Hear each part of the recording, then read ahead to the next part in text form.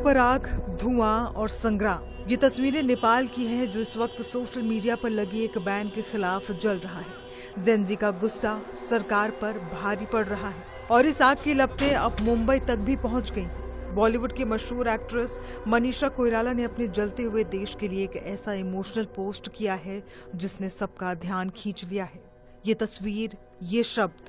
नेपाल के लिए मनीषा कोइराला ने खून से लथपथ एक जूते की ये तस्वीर शेयर करते हुए नेपाली भाषा में लिखा कि आज नेपाल के लिए एक काला दिन है, जब लोगों की आवाज भ्रष्टाचार के खिलाफ आक्रोश और न्याय की मांग का जवाब गोलियों से दिया जाता है। मनीषा का ये पोस्ट सिर्फ एक एक्ट्रेस का रिएक्शन नहीं बल्कि एक बेटी का दर्द है जिसका देश जल रहा है। अब सवाल ये कि मनीषा का नेपाल कनेक्शन क्या है, तो बता दें। मनीषा कोइराला का जन्म काठमांडू में हुआ था और वो नेपाल के एक बड़े राजनीतिक परिवार से आती हैं। उनके दादा विश्वेश्वर प्रसाद कोइराला नेपाल के प्रधानमंत्री रह चुके हैं और उनके पिता प्रकाश कोइराला भी कैबिनेट मंत्री थे। फिल्मों में आने से पहले उनकी दुनिया राजनीति के इर्द गिर्द ही घूमती थी। आज भी वो नेपाली लड़कियों की तस्करी के खिलाफ एक बड़ी आवाज है। लेकिन सवाल ये कि आखिर नेपाल में हो क्या रहा है जिस पर मनीषा कोइराला को इतना तीखा रिएक्शन देना पड़ा। दरअसल नेपाल की ओली सरकार ने फेसबुक, इंस्टाग्राम, एक्स समेत कई बड़े सोशल मीडिया प्लेटफॉर्म्स पर बैन लगा दिया। इसे लेकर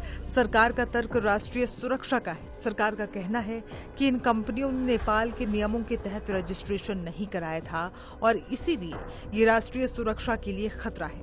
लेकिन सरकार के इस तर्क को जेनजी यानी 18 से 28 साल के युवाओं ने सिरे से खारिज कर दिया। उनके लिए ये सिर्फ एक ऐप नहीं बल्कि उनकी आवाज, उनकी आजादी और उनकी दुनिया है। और जब उनसे ये छीना गया तो वो सड़कों पर उतर आए। देखते ही देखते ये प्रदर्शन हिंसक हुआ और देश के कई शहर हिंसा की आग में सुलग उठे। काठमांडू में एनडीटीवी ग्राउंड रिपोर्ट में युवाओं ने कहा कि फेसबुक, यूट्यूब और व्हाट्सएप पर लगा बैन वापस लेना ही काफी नहीं है।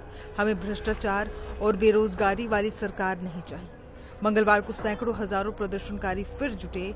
उन्हें रोकने के लिए संसद और सचिवालय के आसपास सुरक्षा कर्मी तैनात थे। सुरक्षा कर्मियों ने आंसू गैस के गोले छोड़े तो प्रदर्शनकारियों की तरफ से जमकर पत्थरबाजी की गई। आंदोलनकारी प्रधानमंत्री केपी शर्मा ओली और उनकी सरकार को हटाने की मांग पर अड़ गए।